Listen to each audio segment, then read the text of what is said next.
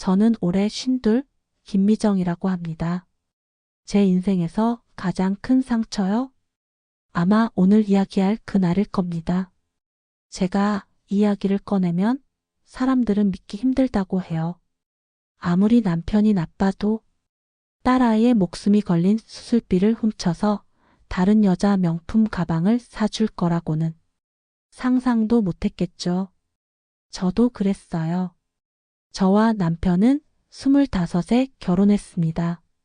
그때만 해도 남편은 참 성실한 사람이었어요. 새벽같이 일어나서 출근하고 밤늦게 돌아왔죠. 그 와중에도 집안에 돈이 필요하면 절대 한숨 한 번 안 쉬고 더 열심히 뛰었어요. 하루 벌어 하루 쓰는 법이 없었습니다. 항상 다음 달, 내년을 내다보며 돈을 아끼고 모았죠. 그 모습이 얼마나 믿음직스러웠는지 모릅니다. 그래서 저는 그 사람을 전적으로 믿었어요. 내조라면 내조, 살림이면 살림. 저는 제 역할에 최선을 다했죠. 장바구니 들고 시장을 다니면서도 그 사람이 웃으며 집에 돌아올 모습을 상상하며 힘이 났습니다. 이 사람이면 평생 같이 가도 되겠다. 그렇게 저는 믿었습니다. 아니, 믿음 그 이상이었죠. 제 청춘, 제 인생 전부를 맡긴 거니까요. 결혼 3년 만에 얻은 아이였죠. 그날 저는 해가 중천에 뜬 시간부터 진통이 시작됐습니다.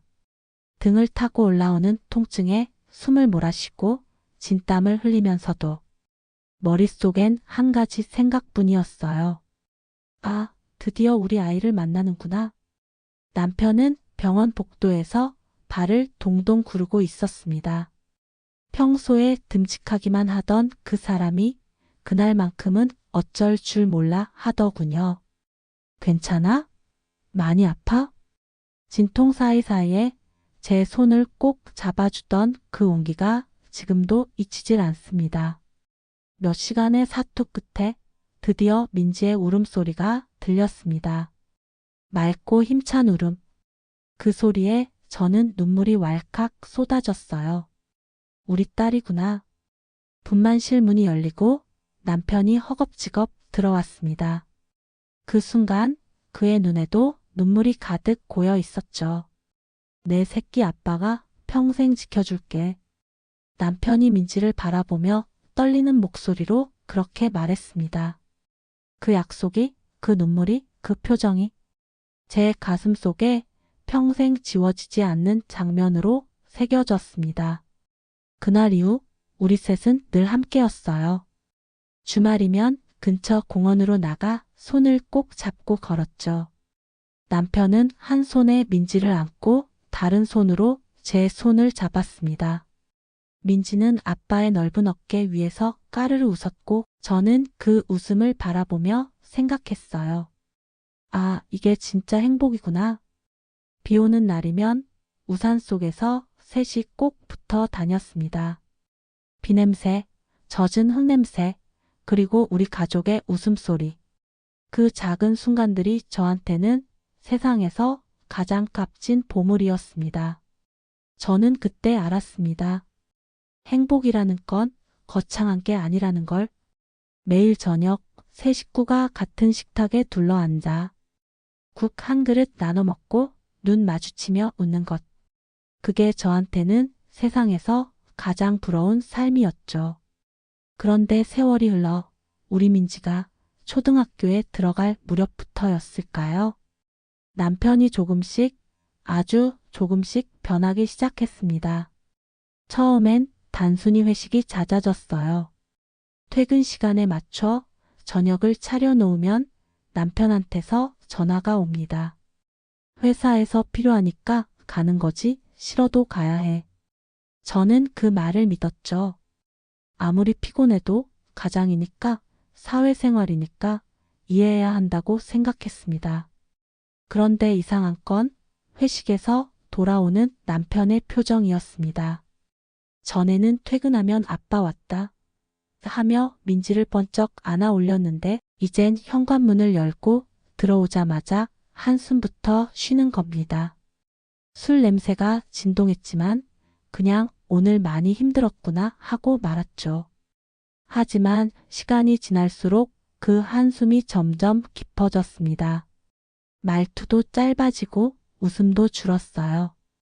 민지가 그림 일기 자랑을 해도 대충 그래, 잘했네 한마디 하고 TV만 봤습니다.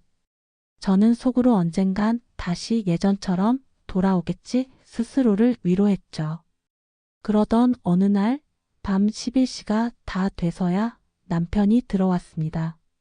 양복 재킷은 구겨지고 넥타이도 반쯤 풀린 채였죠.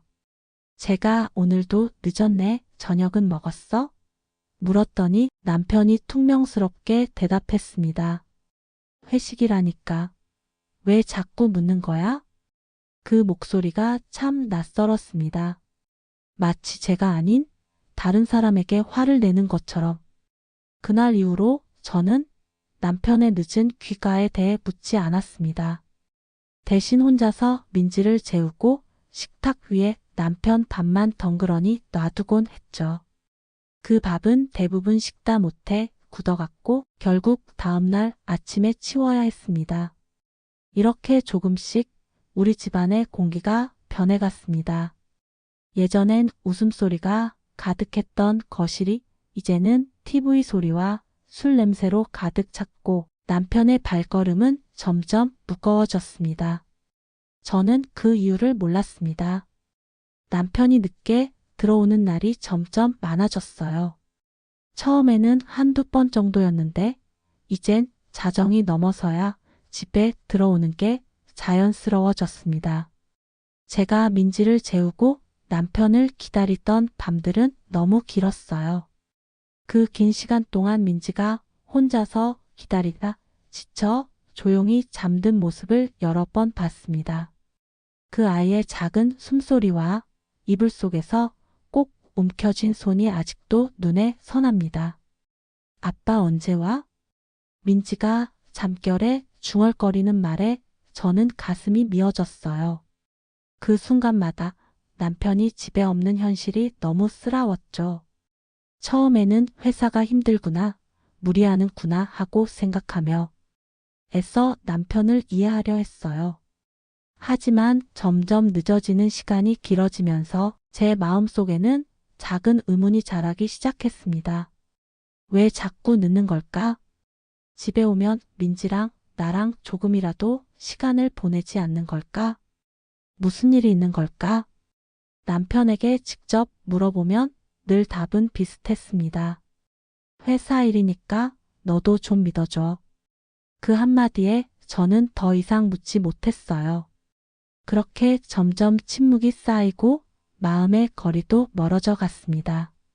밤늦게 혼자 식탁에 앉아 남편 밥을 데워놓고 홀로 차가워진 밥을 바라보며 마음이 쓰라렸습니다. 그 밥은 이제 누군가를 기다리는 상징이 되었고 점점 무거운 짐처럼 느껴졌죠. 남편이 늦게 들어오는 날이면 민지도 더 이상 기다리지 않고 엄마 아빠 안 와도 돼 라며 스스로를 위로했어요. 그 말에 저는 말로 표현할 수 없는 죄책감과 분노가 교차했습니다. 이런 일상이 반복되면서 저는 점점 지쳐갔고 가족이라는 울타리가 무너져 가는 걸 느꼈습니다. 하지만 그때는 아직 알지 못했어요. 이 작은 의문들이 결국 우리 가족에게 큰 상처가 될 줄은. 그날이었어요. 민지가 고등학교 2학년 때였죠. 갑자기 배를 심하게 부여잡고 쓰러졌어요. 순간 제 심장이 내려앉는 듯 했죠. 차 안에서 민지의 작은 손을 꼭 잡았어요. 괜찮아, 괜찮아. 마음속으로 계속 되뇌었지만 저도 무서웠죠. 엄마가 흔들리면 안 된다는 생각에 애써 웃었어요. 진료실에서 의사 선생님이 심각한 얼굴로 말했어요. 수술이 꼭 필요합니다. 늦으면 위험할 수 있어요. 그 말을 듣는 순간 머릿속이 새하얘졌어요. 수술비가 800만 원이라 했는데 우리 가족에게는 큰 돈이었죠. 적금과 통장에서 돈을 꺼내야 했어요. 이건 민지의 목숨값이다. 그 생각뿐이었죠. 은행에 가서 봉투에 돈을 담으며 간절히 기도했어요. 부디 수술이 잘 끝나길. 다시 병실로 돌아와 민지 손을 꼭 잡았어요. 무서워 떨던 민지가 제 손을 꽉 쥐었죠. 그때 내가 얼마나 강해져야 하는지 절실히 느꼈어요. 엄마가 무너지면 안 된다는 생각에 마음을 다잡았습니다. 수술비가 없으면 어떻게 할까 두려웠어요. 그 돈이 없으면 민지가 수술을 못 받을 거란 생각에 눈물이 났지만 그래도 저는 견뎌야 했어요. 딸을 위해서라면 어떤 고통도 참아낼 수 있었습니다. 그날 이후로 마음속 깊은 곳에 결심이 자리 잡았어요. 내 아이를 지키기 위해 이 모든 어려움을 이겨낼 거야. 그 결심이 저를 다시 일으켜 세웠습니다. 그리고 지금도 그 마음은 변함없습니다. 수술 전날 밤 남편이 병실에 찾아왔어요. 나 잠깐 나갔다 올게. 중요한 일이 있어. 그땐 아무 의심 없이 믿었죠. 그런데 다음날 아침 정말 믿기 어려운 일이 벌어졌습니다. 수술비가 담긴 봉투가 사라진 겁니다. 병실에 있던 간호사분도 다른 보호자분들도 아무것도 못 봤다고 했어요. 그 순간 제 머릿속을 스친 한 사람, 남편이었죠. 바로 전화를 걸었습니다. 여보, 혹시 봉투 본 적 있어? 잠시 침묵이 흐른 후 남편이 말했습니다. 내가 좀 썼어. 하지만 그 순간 제가 해야 할 일은 화를 내는 것이 아니었습니다. 수술비가 없으면 우리 민지가 위험하다는 생각뿐이었거든요. 급한 마음에 친척들에게 전화를 돌렸습니다. 지금 당장 돈이 필요하다. 우리 민지가 수술을 못 받게 생겼다고 말씀드렸죠. 처음에는 모두 놀라고 걱정했지만 다행히 급한 돈을 빌려주겠다고 하셨습니다. 그 마음이 얼마나 감사했는지 모릅니다. 그렇게 친척들이 도와준 돈으로 겨우 수술비를 마련할 수 있었어요. 그럼에도 마음 한켠의 분노와 배신감은 쉽게 사라지지 않았습니다. 수술이 잘 되고 딸아이를 간병하고 있을 때 친구에게서 한 장의 사진이 왔어요. 사진 속에는 명품 가방을 들고 웃고 있는 여자가 있었고 그 옆에 제 남편이 있었습니다. 그 순간 제 손이 떨려서 휴대폰을 떨어뜨렸어요. 그 가방은 얼마 전 TV에서 본 바로 그 브랜드였습니다. 가격이 1,000만 원이 넘는다고 들었죠. 저는 곧바로 남편을 불러냈습니다. 민지 수술비로 그 여자 가방 샀어? 라고 물었죠. 남편은 눈을 피하며 겨우 말했습니다. 그 여자가 힘들어서 내가 좀 도와준 거야. 그 말을 들었을 때 배신감과 분노가 밀려왔습니다. 우리 딸이 목숨을 걸고 수술을 받아야 하는데 남편은 다른 여자를 위해 그렇게 큰 돈을 썼다니요. 그 순간부터 모든 게 무너졌어요. 남편을 믿었던 시간이 한순간에 허사가 된 느낌이었죠. 알고 보니 수술비로 내연녀 생일이라서 명품 가방을 산 거죠. 민지가 다행히 수술을 잘 견뎌냈고 건강을 회복했습니다. 그 전만큼은 정말 감사했어요. 하지만 저는 남편을 더 이상 남편이라 부르지 않기로 마음먹었습니다. 그 사람이 우리 가족에게 끼친 상처는 너무 깊었으니까요. 이혼 서류를 건넸을 때 남편은 깜짝 놀라며 펄쩍 뛰었습니다. 그게 그렇게 큰 잘못이냐? 돈은 다시 벌면 돼. 라고 했죠. 하지만 저는 단호히 말했습니다. 돈은 다시 벌면 되지만 믿음은 한 번 깨지면 끝이야. 그 말은 제 진심이었고 이후로 저는 혼자 민지를 키우며 살아가고 있습니다. 물론 쉽지 않았어요. 매일매일이 힘들었고 때로는 포기하고 싶었던 순간도 있었죠. 하지만 적어도 다시는 누군가에게 목숨 같은 돈을 빼앗기며 살진 않겠다고 다짐했습니다. 우리 딸과 제 삶을 지키기 위해 저는 더 강해지고 싶었습니다. 이 이야기를 나누는 건 저처럼 상처받은 분들이 조금이라도 위로받고 새로운 시작을 할 용기를 얻길 바라는 마음에서입니다. 민지는 이제 대학을 졸업하고 직장인이 됐습니다. 가끔 저를 꼭 안아주며 말해요. 엄마, 내가 다 갚아줄게. 저는 그럴 때마다 웃으며 대답합니다. 내가 건강하게 있는 것만으로 다 갚은 거야. 그렇지만 한 가지 절대 잊을 수 없습니다. 내 아이의 목숨값을 상간녀의 가방값으로 바꾼 그 사람. 그 사람은 제 인생에서 지워버린 이름입니다.